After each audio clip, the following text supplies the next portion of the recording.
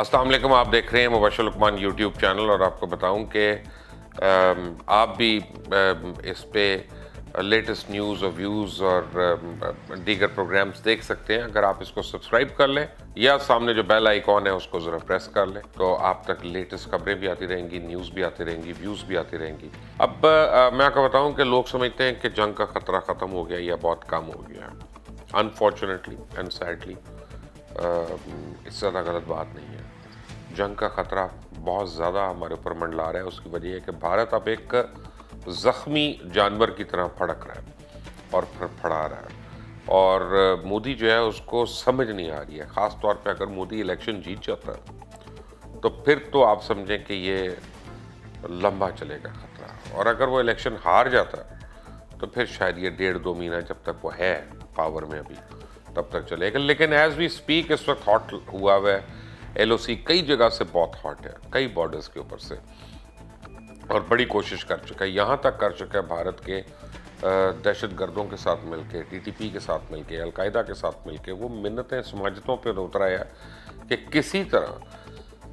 किसी तरह पाकिस्तान के अंदर दहशत गर्दी के कोई वाक़यात कर दो, कोई एयर बेस के ऊपर कर दो ख़ास तौर पे, ताकि हम ये कह सकें कि ये हम करके आए हैं या हमने ये स्ट्राइक की है। उनको अब समझ नहीं आ रहा, उनको कोई 1 या 2 जहाज़ किसी तरह गिराने या स्कोर लेवल करने के लिए, वरना उसके अपने मुल्क में मोदी के उसकी जो अपोजिशन है वो उससे बड़े पेनफुल किस्म के क्वेश्चंस कर रही है, और अब तो उसके मीडिया को भी ज़रा सी अकल आनी शुरू हो गई है। और मैं किस वजह से कह रहा हूँ कि जंग के चांसेस है, उसकी एक बड़ी वजह यह है कि पंजाब जो है ये पाकिस्तान को जो बॉर्डर हो रहा है उनका, पंजाब हिंदुस्तान का, उसके ऊपर जितनी सिख रेजिमेंट्स हैं और यूनिट्स हैं, वो यूनिट्स जिनमें मेजॉरिटी लोगों की सिख कम्युनिटी से ताल्लुक़ है, उनको ट्रांसफ़र किया जा रहा है और उनको चाइनीज़ बॉर्डर पे भेजा जा रहा है। चाइनीज़ बॉर्डर पे भेजने का मतलब ये है कि यहाँ पे उनको रिप्लेस किया जा रहा है दूसरी यूनिट्स के साथ, जिसमें हिंदू और ब्राह्मण और दूसरे इनके जो भी ज़ात पात के लोग हैं वो ज़्यादा हैं। इसका मतलब है कि सिख कम्युनिटी के ऊपर इस वक्त इंडिया को बिल्कुल एतबार नहीं रहा कि वो उनके साथ है, और ये उस वक्त करने की बात है क्योंकि बड़ी एक्सपेंसिव एक्सरसाइज है।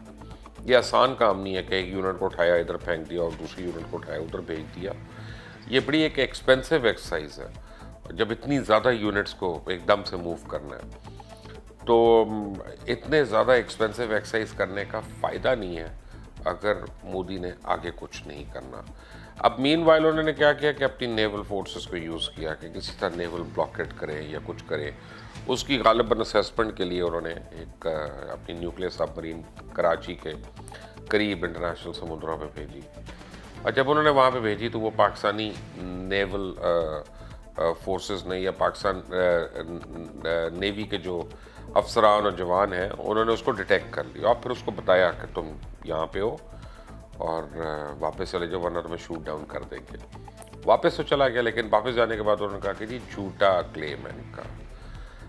अगर आपका ताल्लुक़ नेवी से हो या आपको पता हो कि इनकी बेयरिंग्स कैसे पढ़नी है और कैसे वो लॉक किया जाता है उसको अपने कंप्यूटर्स के ऊपर, तो आपको पता चलेगा कि ये नेवल सबमरीन जो है ये बाकायदा डिटेक्ट हुई, बाकायदा हंट किया इसको और इसको ट्रैप किया और फिर इसको वापस भेजा गया। 2016 में भी इस तरह कर सके, लेकिन ये भारतीय नेवी जो है, ये आपको बताऊँ, ऑल जोक्स असाइड, ये बड़ी बदनसीब नेवी है।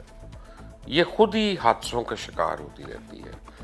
1990 से लेके अभी तक इतने मेजर हादसे उनमें हो चुके हैं, आपको बताऊं, अगर आप लिस्ट करेंगे उनको तो 66 मेजर हादसे जो हैं 1990 से अभी तक हो चुके हैं। और ये बात ये मैं नहीं कह रहा, ये मेरा नाम खुदा न खास्ता अर्नब गोस्वामी नहीं है या कोई इस टाइप का मैं एंकर नहीं हूँ हिंदुस्तान का कि मैं बगैर इन्वेस्टिगेट के झूठी खबरें मैं दे रहा हूँ। ये इंडिया की लोकसभा में, इंडिया की पार्लियामेंट में उनकी डिफेंस मिनिस्ट्री जो है उनके ऑफिशियल्स ने खुद ये जाके फिगर्स दिए। मैंने कहा आपको कि बड़ी बदनसीब नेवी है। एक इनका जहाज़ था, इसका नाम था INS बिटवा, नाम देखें ज़रा बिटवा, लेकिन चलो अच्छा नाम है, कुछ सोच के ही रखा होगा कि इसको नज़र ना लगे, नज़र लग गई उसको। वो एक तो पहले बेचारा ज़ख्मी हो गया, डैमेज हो गया बाहर समुद्रों में, और उसको लेके आए अंदर और वो डॉक के ऊपर खड़ा किया और वो वहीं पे उलट गया। यानी खड़े खड़े अपना ही जहाज जिसको वहाँ पे पार्क करना था वो उलट गया वहाँ पे, बहुत लोग मर गए उसमें और बहुत से जख्मी हो गए। एक और जहाज इसी तरह था कि वो पर डैमेज था, उसको लाके खड़ा किया अंदर डॉक के ऊपर और सुबह को जब आए तो वो जहाज़ आधे से ज़्यादा डूब चुका था पानी के अंदर और मज़ीद डैमेज हो गया। उनको पता ही नहीं चला वहाँ पे कि जहाज़ जो है वो उसके साथ हुआ क्या। 2014 में इनकी एक सबमरीन थी, उसका नाम था INS सिंधोरतना।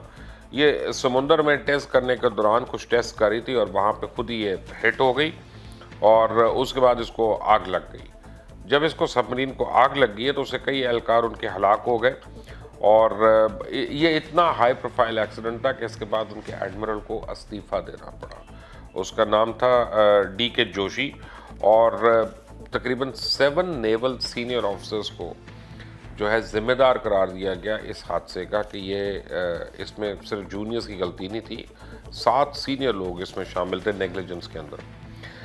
2014 अगस्त में इंडिया की आबदोज़ जो थी सिंधु रक्षा यानी एक और सबमरीन, वो धमाके से फट कर डूब गई। आज धमाके से जब वो फटी तो उसके अंदर बड़े मिसाइल्स वगैरह थे जो कैरी कर रही थी। वो मिसाइल्स चलना शुरू हो गए, और मुख्तलिफ जहाज़ों को और टारगेट्स को जाके उन्होंने हिट करना शुरू कर दिया और अपनी जहाज़ों को डैमेज कर दिया और एक अपनी हार्बर के ऊपर उन्होंने काफ़ी लोगों को हलाक कर दिया। ISS सिंधु रक्षक आबदोज़ पर मौजूद यानी वो जो थी मैंने आपको बताया कि बदतरीन हादसों में से एक था और 2010 में यही सबमरीन थी कि इसकी बैटरी फेलियर हुआ था। जब इसका बैटरी फेलियर हुआ तो इसी सबमरीन में आग लग गई उसकी वजह से। तो ये हाई सीज़ में नहीं थी, वरना तो पता नहीं कितने लोग मर जाते और कितना बड़ा हादसा होता। करीब थी तो सिर्फ 4 अफराद मरे और कोई 1 दर्जन करीब जख्मी हुए। 2017 में इनकी एक न्यूक्लियर सबमरीन INS चक्रा ये शदीद हादसे का शिकार हुई और ये रशिया से 10 साल की लीज पे ली गई हुई थी। अब प्रॉब्लम यह है कि ये नेवी इंडिया को कौन समझाए, ये किस नेवी से लड़ेगी। छोड़ दें आप एक लम्हे के लिए कि पाकिस्तान की नेवी ने उसको फेस करना है या किसी और, ये दुनिया की कौन सी नेवी से लड़ने के लिए वॉर केपेबल आपको लगती है ये नेवी। यही हाल इनकी एयरफोर्स का है। इनकी एयरफोर्स में मेंटेनेंस का ये आलम है कि MiG-21 जिसको ये उड़ा रहे हैं, मैं जहाज़ थोड़ा बहुत उड़ा सकता हूँ तो मैं आपको बिल्कुल कन्विक्शन से कह रहा हूँ कि MiG-21 जो है ना ये फ्लाइंग कॉफिन है और आज के ज़माने में ये जहाज़ म्यूज़ियम में तो होना चाहिए लेकिन फ्रंट लाइन एयरक्राफ्ट नहीं हो सकता ये किसी जंग का, अनलेस अनटिल को बर्मा के ऊपर हमला करना है या किसी ऐसी जगह। और ये जो जब आप पुराना एयरक्राफ्ट यूज़ करते हैं या फॉल्टी एयरक्राफ्ट यूज़ करते हैं जिसमें इतनी ज़्यादा कंप्लेंट्स आई होती हैं जैसे MiG-21 है, तो आप अगर इंडियन मीडिया के जाकर रिकॉर्ड चेक करेंगे तो 200 से ज़्यादा उनके पायलट जो हैं जहाज़ों का शिकार हो चुके हैं, लुकमा अजल का शिकार हो चुके हैं और उनकी विडोज़ वगैरह जो हैं वो रो रो के उनके कितने यूट्यूब पे आपको वीडियोस मिल जाएंगे जो बता रही हैं कि यार पुरानी मशीनों पे बैठा के, फॉल्टी मशीनों पे बैठा के तुमने हमारे घर का चिराग जो है उसको उजाड़ दिया। तो इस वक्त इंडियन फोर्सेस जो हैं वो मॉरली तो बड़े लो पे हैं, they are not on a high ground, but Modi wants to finish this war at a high point. दुआ करते हैं कि मोदी अपने अज़ाइम में कामयाब ना हो। उसको हेल्प जो इस वक्त हो रही है वो इसराइल की हो रही है। इसराइल की इसलिए हेल्प हो रही है कि इस वक्त इंडिया इसराइल के वेपन्स का सबसे बड़ा बायर बन चुका है। तो इसराइल के बड़े इंटरेस्ट में है कि इंडिया जो है वो किसी न किसी जंग में हो और उसका असला इस्तेमाल हो और वो मज़ीद उनसे वेपन्स खरीदे, मज़ीद उनसे असला खरीदे।